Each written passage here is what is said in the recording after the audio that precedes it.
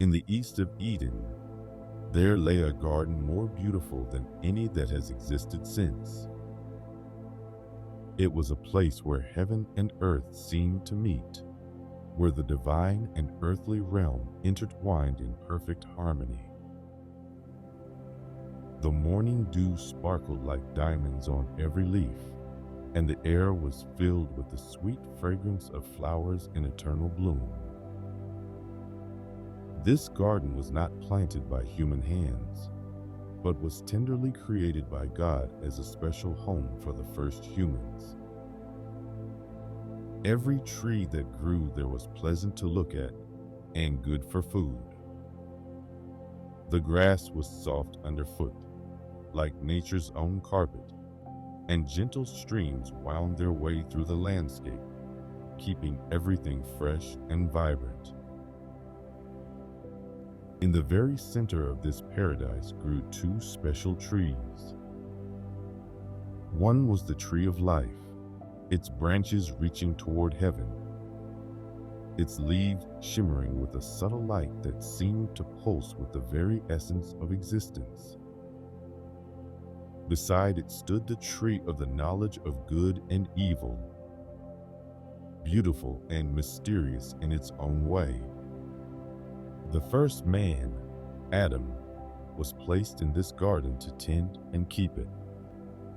His work was not burdensome, but joyful, a peaceful partnership with creation itself. He walked among the animals, giving each one a name that perfectly suited its nature. The lions would lay peacefully beside him, and the deer would eat from his hand. There was no fear, no discord in this perfect space. Yet even in this paradise, God saw that something was missing. Adam was surrounded by beauty and wonder, but he had no one to share it with, no one who could truly understand and appreciate it as he did. And so, God decided to create a helper suitable for him, someone who would be his perfect companion. God caused Adam to fall into a deep and peaceful sleep. As he slumbered beneath the gentle canopy of Eden's trees, God took one of his ribs, and from it formed Eve, the first woman. She was not created from the dust of the ground as Adam had been, but from living flesh and bone, signifying the deep connection they would share. When Adam awoke, he beheld Eve with wonder and joy. Here at last was someone like himself, yet beautifully different. Together they shared the garden in perfect harmony, tending to its needs and delighting in its pleasures. They walked unclothed and unashamed, as innocent as the morning dew. Their hearts as clear as the streams that flowed through Eden. Each day brought new discoveries and simple joys. They might spend a morning watching butterflies dance among the flowers, or an afternoon tasting the sweet fruits that hung in abundance from every branch.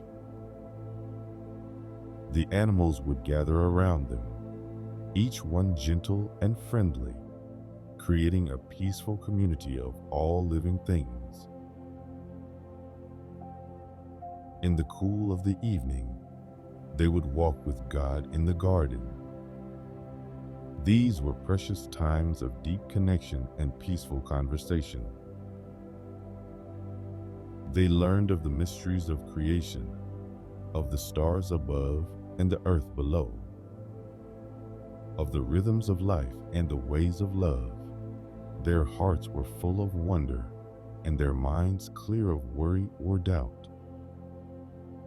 Yet among all the freedom they enjoyed, there was one limitation.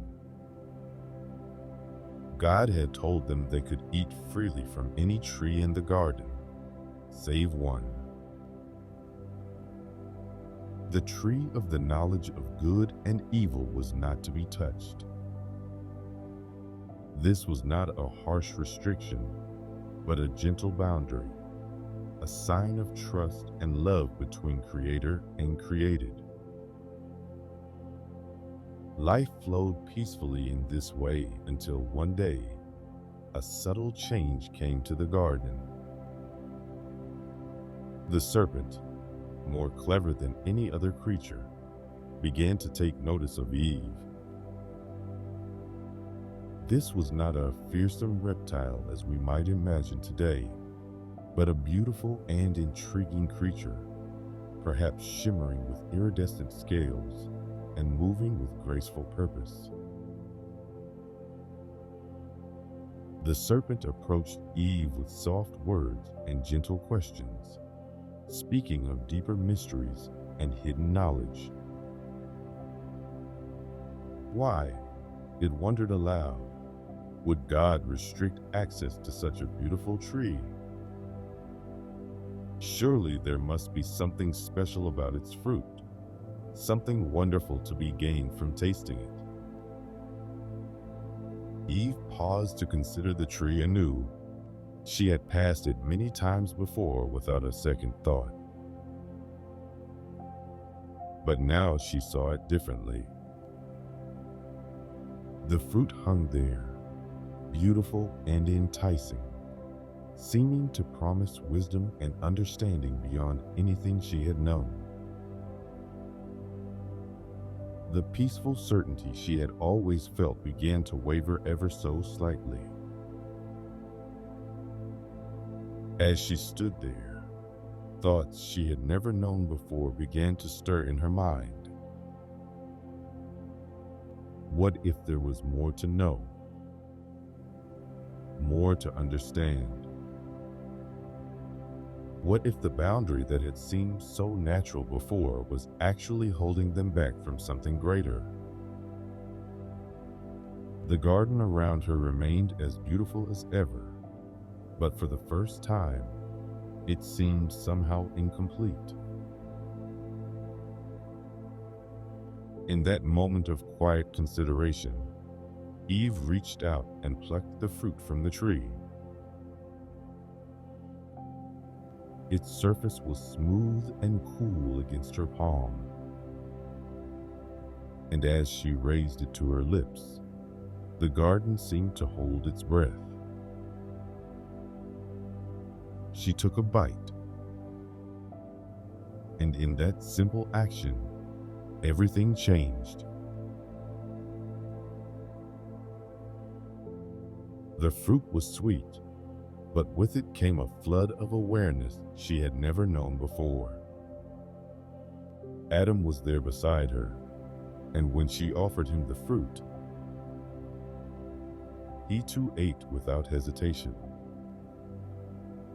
As they swallowed those fateful bites, their eyes were opened in a way they had never expected. The knowledge they had craved rushed in like a tide, but it brought with it something they had never known before. Shame? For the first time, they looked at themselves and at each other with different eyes. The nakedness that had seemed so natural now made them uncomfortable.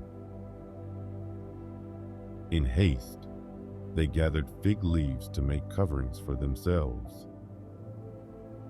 The peaceful innocence that had wrapped them like a warm blanket was gone, replaced by a new and unsettling self-consciousness.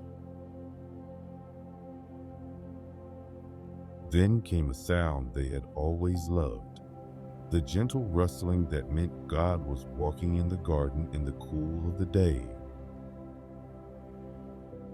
But now, instead of running to meet their Creator with joy, they hid themselves among the trees. The very paradise that had been their home became a place to conceal themselves, as fear, another new emotion, crept into their hearts. God's voice called out to them, soft and knowing. Where are you?" The question echoed through the garden, not because God didn't know, but because Adam and Eve needed to acknowledge where they now found themselves. Not just physically hidden among the trees, but spiritually distant for the first time. When Adam finally answered, his words came slowly, heavy with new emotions. He spoke of fear and hiding, of nakedness and shame. But God asked another gentle question, one that went straight to the heart of what had happened. "Who told you that you were naked? Have you eaten from the tree of which I commanded you not to eat?" In their answers, Adam and Eve revealed another new thing that had entered the world, the tendency to shift blame rather than accept responsibility. Adam pointed to Eve. Eve pointed to the serpent. And with each deflection, the distance between them and their Creator seemed to grow a little more. Yet even in this moment of broken trust and consequences, God's love remained. Though there would be effects from their choices, God did not abandon them. Instead, with tender care, God made garments of skin to clothe them, providing for their new need for covering. This first act of sacrifice in the garden pointed toward a future plan of restoration. The consequences of their choice rippled outward like waves on a pond. The ground itself would be affected, no longer yielding its fruit easily, but requiring hard work and sweat to produce food. Eve would experience pain in childbirth, and the harmonious relationship between man and woman would be strained. The serpent would crawl on its belly, and enmity would exist between its kind and humankind. Perhaps the hardest consequence to bear was leaving the garden. They could no longer stay in this place of perfect communion with God. Angels were placed at the entrance with flaming swords, not out of anger, but to protect the tree of life. For in their new state of knowing both good and evil, living forever would have meant eternal existence in their fallen condition. As they stepped out of Eden into the wider world, Adam and Eve carried with them memories of paradise and the weight of their choice. Yet they also carried something else, a promise woven into the very consequences of their actions. God had spoken of one who would come, a descendant who would one day crush the head of the serpent, though at a great cost. The world outside Eden was beautiful too, though in a different way. The sunrise and sunset painted the sky in colors they had never noticed before. The seasons brought changes that made them appreciate each day in new ways. Their children were born, bringing joy mixed with the pain that had been foretold. And human civilization began to grow. They learned to cultivate the ground, to raise animals, to build shelters, and to make beauty in new ways. Though the easy abundance of Eden was gone, they discovered satisfaction in working with their hands and minds. The knowledge they had gained brought both burden and blessing, as they learned to navigate a world of choices and consequences. The story of Eden reminds us that we all live in this same space between paradise lost and paradise promised. Like Adam and Eve, we know what it is to make choices we regret, to feel shame and fear, to hide from the very one who loves us most. Yet we also know what it is to be sought out, to be clothed in grace, to be given hope even in moments of consequence.